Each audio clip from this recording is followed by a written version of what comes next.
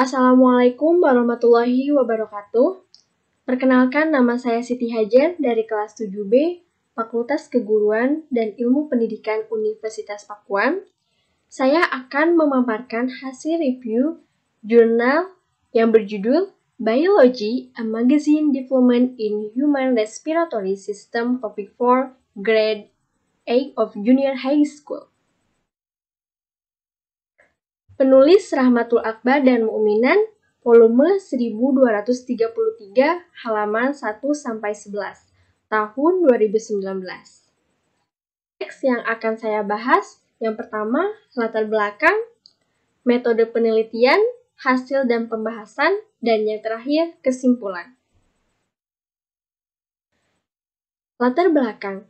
Pembelajaran biologi mengandung urgensi dan kegunaan yang sangat dibutuhkan siswa saat ini.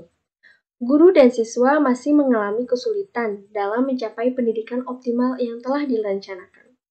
Guru dituntut memiliki keterampilan metodologis dalam merancang dan melaksanakan pembelajaran. Media yang digunakan berbentuk PowerPoint karena guru belum mampu membuat media alternatif sendiri. Buku yang digunakan lebih kuat materi. Penggunaan kalimat buku sulit dipahami, gambar tidak berwarna dan kurang menarik. Kejenuhan siswa, sesekali guru meminta siswa untuk membaca dan memahami sendiri. Hal ini juga yang menjadi pemicu kurangnya minat membaca buku. Materi sistem pernapasan manusia memiliki tingkat kesulitan yang sulit dipahami, yaitu terkait konsep, tatanan organ saluran pernapasan manusia, dan mekanismenya, serta edisi terbatas yang tersedia di sekolah. Tujuan penelitian pada jurnal ini yang pertama, menghasilkan materi multimedia learning atau a biomix, sistem pernapasan manusia untuk siswa kelas 8 SMP 6 Dompu Indonesia. Yang kedua, mengungkap kelayakan produk. Yang ketiga, mengungkap efektivitas produk yang dikembangkan. Teori dan hasil penelitian sebelumnya. Media pembelajaran yang kurang lengkap merupakan salah satu faktor yang membuat siswa kesulitan belajar. Suasana belajar yang tidak kondusif ini dapat mempengaruhi hasil belajar siswa. Media pembelajaran yang tepat akan berfungsi sebagai alat peraga, juga mempengaruhi iklim, kondisi, dan lingkungan belajar.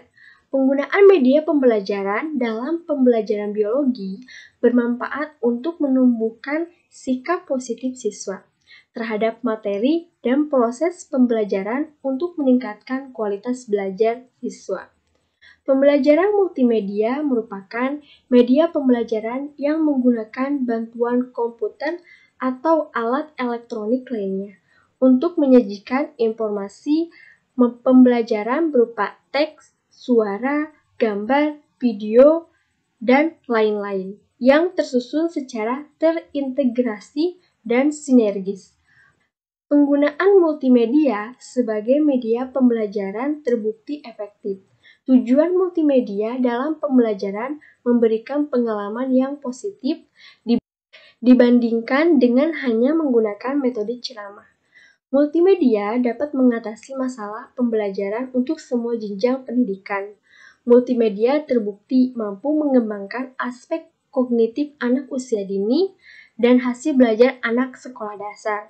Multimedia juga terbukti bermanfaat dalam meningkatkan hasil belajar siswa SMP dan SMA. Penggunaan multimedia juga mampu memberikan pemahaman dan motivasi bagi siswa untuk belajar. Selanjutnya, metode penelitian. Metode yang digunakan pada penelitian ini yaitu penelitian dan pengembangan. Objek penelitian yaitu siswa dan guru SMP 6 Dompu. Teknik pengumpulan data berupa angket, observasi, wawancara, dan tes. Tahap penelitian dan pengembangan yang dilakukan mengacu pada model pengembangan dengan pendekatan ADI atau Analysis, Design, Development, Implementation, Evaluation yang diadaptasi dari Dick dan Carey. Pada pengujian kelayakan produk terdapat 2 orang ahli, yaitu ahli media dan ahli materi yang dilibatkan dalam tahap uji alfa. Sedangkan pada tahap pelaksanaan uji beta yang dilakukan dalam skala kecil terdapat 13 siswa sebagai responden. Pada uji lapangan terdapat 26 siswa sebagai responden. Instrumen dalam survei menggunakan lembar angket siswa dan lembar angket penilaian kelayakan produk pada uji alfa dan uji beta. Data dalam penelitian ini terdiri dari data kualitatif dan kuantitatif. Data kualitatif diperoleh melalui wawancara dengan subjek yaitu guru dan siswa, yang berupa komentar, saran, dan perbaikan pada tahapan pengujian alfa serta tes beta. Data kuantitatif diperoleh dari skor penilaian pada angket kelayakan multimedia yang diberikan oleh ahli media, ahli materi, data lain yang dikumpulkan dari responden siswa.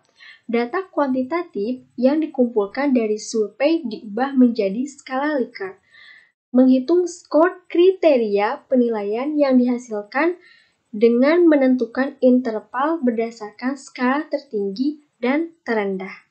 Produk yang dikembangkan dapat diuji dalam tes skala kecil dan tes lapangan.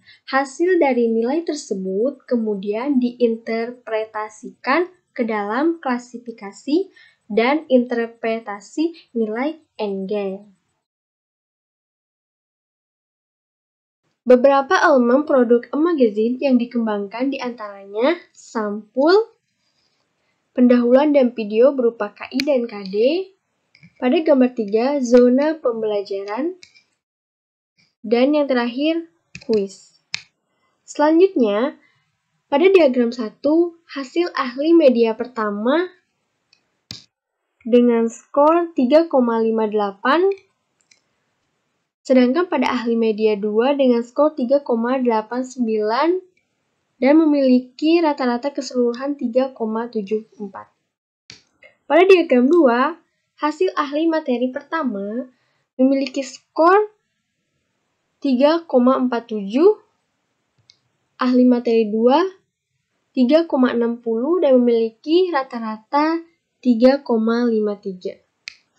Pada diagram 3, penilaian dengan skala kecil dengan 13 siswa responden memiliki nilai rata-rata tertinggi yaitu 3,37.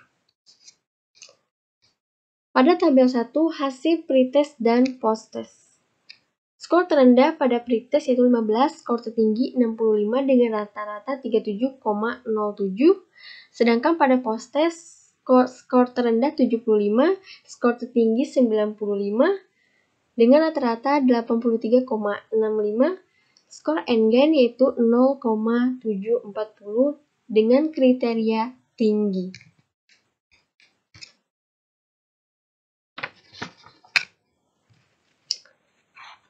Selanjutnya, pembahasan. Secara teknis, multimedia pembelajaran ini dikembangkan dengan menggunakan aplikasi profesional Flip PDF atau Flip Builder.